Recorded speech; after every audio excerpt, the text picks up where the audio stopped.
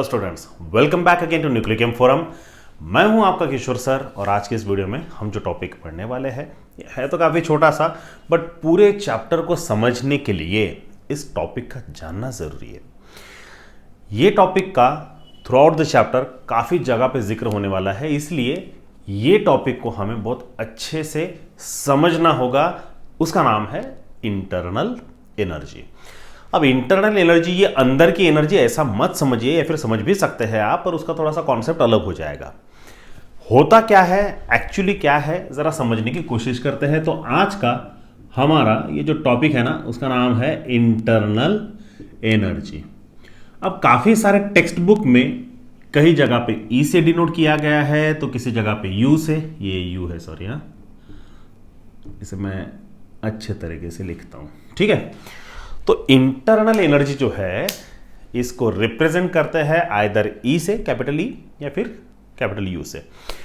आप जो चाहे वो कॉन्सेप्ट अपनाइए, बस आपको समझना जरूरी है। जो चाहिए वो डिनोट करिएगा, वो आपकी मर्जी है। मैं दोनों रिप्रेजेंट कर सकता हूं, तो मेरे टीचिंग में ये दोनों का जिक्र होगा, तो कंफ्यूज मत होइए, ठीक है। ओके, अब इंटरनल एनर्जी, इसका एक्चुअली मीनिंग क्या है और बाद में समझना क्या है, वो दोनों चीजें हम देखेंगे। सबसे पहला, इंटरनल एनर्जी का अगर डेफिनेशन जानना है तो बहुत ही सिंपल है। इसका डेफिनेशन क्या है? It is a sum of all forms of energies. इस दुनिया में जितनी भी एनर्जीज है सभी का आपको क्या करना है? सम। दुनिया में का मतलब सिस्टम की बात करेंगे। अब सिस्टम की बात अगर करना है तो हम हमारे अर्थ को पकड़ लेते हैं, या फिर आप यूनिवर्स को भी कंसिडर कर सकते हैं। तो अर्थ पे या फिर यूनिवर्स में आपको जो पता है वो जितनी भी एनर्जीज है सभी का आप सम करिए, वो सम ये हो जाएगा आपका इंटरनल एनर्जी। अब मैं अगर आपसे कहूं कि अर्थ पे ये एनर्जी है, वो एनर्जी है, वो एनर्जी है, वो एनर्जी, वो एनर्जी, हर एक एनर्जी का अलग अलग नाम लेने से बेहतर है मैं सीधा सीधा कहूंगा ये इंटरनल एनर्जी है। Simple meaning. अब जो आपको पता है क्या, कि वैसे तो देखा जाए तो दो टाइप की एनर्जी होती है, पहले potential energy and kinetic energy. तो अगर आप पोटेंशियल एनर्जी और काइनेटिक एनर्जी को ऐड कर ले, मिला दे, एक जगह पे कैद कर ले, तो उसके बाद में जो टोटल एनर्जी आपको मिलेगी ना, उसका नाम है इंटरनल एनर्जी। समझे? यह हुआ सीखने के लिए, पढ़ने के लिए। सीखने का तरीका थोड़ा सा अलग है। देखिए कैसे, ये है सिस्टम, ठीक है। अब सिस्टम के अंदर में जो एनर्जी होती है, अच्छे से सुनिएगा, सिस्टम के अंदर जो एनर्जी होती है जो कि रेस्ट फॉर्म में बैठी है। रेस्ट फॉर्म में का मतलब अभी वो एक फॉर्म से दूसरे फॉर्म में कन्वर्ट नहीं हुई है, बस जैसी की वैसी बैठी है, कन्वर्ट होने के लिए अभी तैयार है। उस रेस्ट फॉर्म के एनर्जी को हम कहते हैं इंटरनल एनर्जी। बट ये जो मैंने आपको बताया ना, इसका जिक्र कहीं पे भी किताबों में नहीं देखने मिलता है, या फिर कहीं पे देखने मिल जाए तो बहुत बेहतर है ना। पर बहुत सारे स्टूडेंट्स को पता नहीं है। बहुत सारे स्टूडेंट्स को क्या लगता है, इंटरनल एनर्जी का मतलब अंदर की एनर्जी। वो इंटरनल वर्ड दिखता ना, तो ऐसा कुछ नहीं है। इंटरनल एनर्जी का मतलब है अंदर की ही, बट जो सिस्टम के अंदर है उतने सभी एनर्जीज का सम। अब चाहे वो पोटेंशियल एनर्जी हो, काइनेटिक एनर्जी हो, फिर काइनेटिक एनर्जी में अलग अलग प्रकार आते हैं। फिर ट्रांसलेशनल एनर्जी है, रोटेशनल एनर्जी है, वाइब्रेशनल है, उसके बाद में इलेक्ट्रिकल एनर्जी है, थर्मल एनर्जी है, मोटिवेशनल एनर्जी है ना, ऐसा भी बोल सकते हैं आप। नहीं, मोटिवेशनल एनर्जी नहीं है ऐसा कुछ। तो जितनी भी एनर्जीज आपको पता है ना, जितनी भी, चलो हमें जितना पता है ना हम कैलकुलेट करते हैं।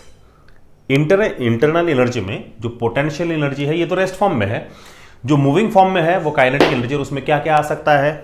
एटॉमिक एनर्जी, ठीक है, nuclear energy, thermal energy, rotational energy, electric energy, and then और क्या आ सकता है, और जो भी आपके माइंड में आता हो, अभी मुझे फिलहाल तो याद नहीं आ रहा है। तो जितनी भी एनर्जी का सम है वो सभी सम को हम कहते हैं इंटरनल एनर्जी। अब ये पढ़ने के लिए बहुत बेहतर है, एग्जाम में लिखने के लिए बेहतर है, बट समझना क्या है आपको, सिस्टम के अंदर जो एनर्जी है जो कि रेस्ट फॉर्म में बैठी है, जो अभी वर्क करने के लिए हमारे पास में अवेलेबल है, राइट। जैसे आपके पास में जो बाइक है, अभी आपने घर पे उसको पार्क करके रखी है। अब वो बाइक के जो टंकी है ना, टैंक होती है ना, वो पेट्रोल की फ्यूल टैंक, वो फ्यूल टैंक में जितना फ्यूल है दैट इज इंटरनल एनर्जी, वो अभी अवेलेबल है आपके पास में गाड़ी का, वो बाइक को वर्क करने के लिए।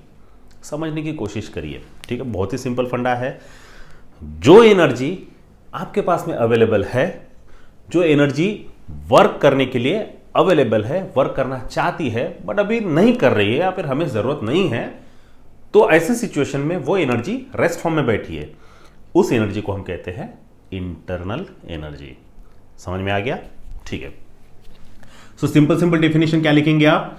What is mean by internal energy? It is the sum of all forms of energies.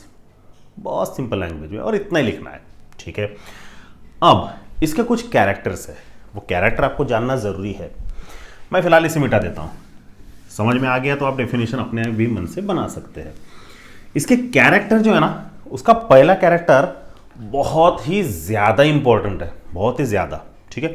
क्योंकि ऑब्जेक्टिव्स जो तैयार होते हैं, चाहे वो स्टेट बोर्ड के हो या फिर एंट्रेंस एग्जाम्स के, इस पॉइंट पे बन सकते हैं। तो वो क्या है? सबसे पहला पॉइंट, और मैं भी आपसे एक सवाल पूछूंगा, हालांकि वो ज़रूरत नहीं है क्योंकि हमें वो टॉपिक फिलहाल नहीं पढ़ना है, बट फिर भी मैं पूछ ले रहा हूँ। पहला कैरेक्टर क्या है इंटरनल एनर्जी का? Internal energy is always directly proportional to temperature. Internal energy temperature पे डायरेक्टली प्रोपोर्शनल है, ठीक है। आपने ये मान लिया, सुन लिया, समझ लिया, ठीक है। यानी टेम्परेचर अगर बढ़ता है तो इंटरनल एनर्जी भी बढ़ेगी, टेम्परेचर अगर कम होता है तो इंटरनल एनर्जी भी कम होगी। अब जाहिर सी बात है, अब मेरा सवाल ये है, ऐसी कौन सी प्रोसेस है ना, टाइप्स ऑफ प्रोसेस आपको पता है, तो ऐसी कौन सी प्रोसेस है जहां पे इंटरनल एनर्जी चेंज नहीं होती होगी? इस सवाल का जवाब आप कमेंट सेक्शन में दीजिए, मैं अभी नहीं बता रहा हूं, ठीक है।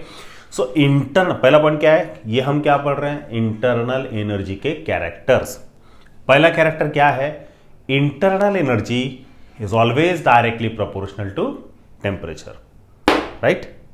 अब वो आगे भी लिखने की जरूरत नहीं है, as temperature increases internal energy increases वगैरह, ऐसा कुछ लिखने की जरूरत नहीं है, ठीक है।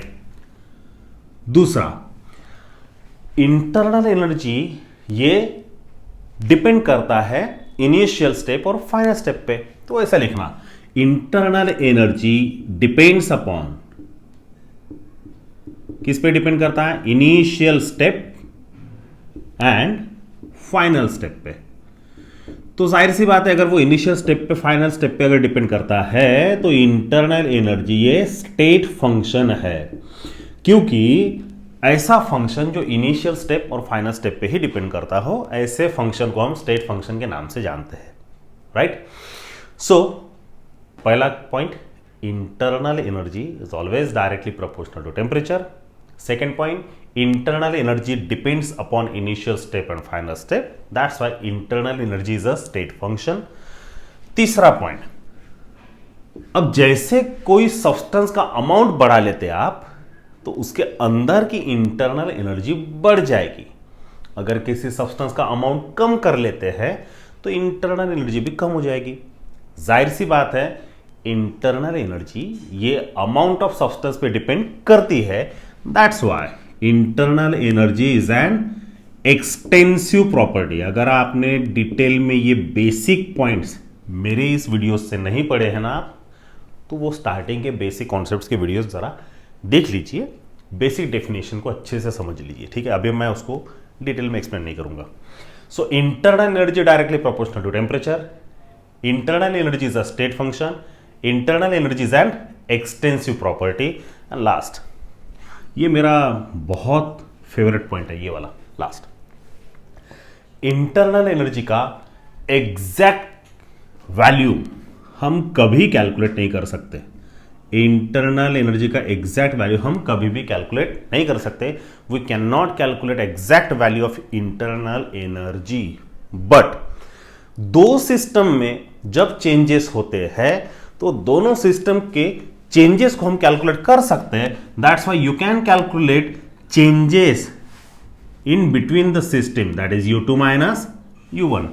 तो पहले सिस्टम से जब दूसरे सिस्टम में ट्रांसफॉर्म होता है कोई भी चीज, तो उसमें जो एनर्जी है, इंटरनल एनर्जी में जो चेंजेस आते हैं वो आप कैलकुलेट कर सकते हैं। पहले इतना था, अब इतना है, बस ये चेंजेस बता सकते हैं आप। बट पहले उतनी एनर्जी थी, अब इतनी है, ये नहीं कैलकुलेट कर सकते। एग्जैक्ट वैल्यू नहीं बता सकते आप, चेंज बता सकते हैं। समझ में आया ना? ये है इंटरनल एनर्जी। ठीक है, एक क्विक रिवीजन ले ले। ठीक है, इंटरनल एनर्जी क्या है? It is a sum of all forms of energy. ठीक है, अब ये पढ़ने के लिए, समझने के लिए है। सिस्टम के अंदर जो रेस्ट फॉर्म में एनर्जी है, जो वर्क करने के लिए अवेलेबल है, that rest form of energy is a internal energy. Character, पहला कैरेक्टर क्या है? Internal energy is directly proportional to temperature. दूसरा कैरेक्टर क्या है? Internal energy depends upon initial step and final step, that's why it is a state function. तीसरा character क्या है? Internal energy depends upon amount of substance, that's why it is an extensive property. चौथा character, internal energy, exact value of internal energy can not be calculated. We can not calculate exact value of internal energy, but we can calculate change in between the system, है ना? दोनों system के बीच का change हम calculate कर सकते हैं। समझ में आया? ये टॉपिक को बहुत अच्छे से ध्यान में रखिए, क्योंकि अभी इसके बाद में जितने भी टॉपिक होंगे ना, specially second law of thermodynamics, 0th law of thermodynamics, third law, ये सभी में, गिब्स फ्री एनर्जी में स्पेशली बहुत ज़्यादा जिक्र होने वाला है इसका। ठीक है, ये बहुत इंपॉर्टेंट ड्राइविंग फोर्सेस है, आपको उसको अच्छे से याद रखना है। ठीक है, तो मैं इसके बारे में अभी ज़्यादा डिटेल नहीं बताऊंगा, स्टेट बोर्ड के लिए इतना ही सफिशिएंट है। एंट्रांस पेपर देखेंगे इसके बारे में और क्या डिटेल में जान सकते हैं। ओके स्टूडेंट्स, तो आप ये सभी पॉइंट्स को नोट डाउन कर लीजिए अपने माइंड में, अपनी लैंग्वेज में उसको कन्वर्ट करिए और याद रखिए। कोशिश यही रहेगी कि टॉपिक काफ़ी आसान हो।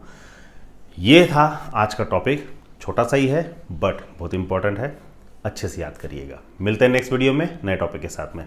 Thank you so much.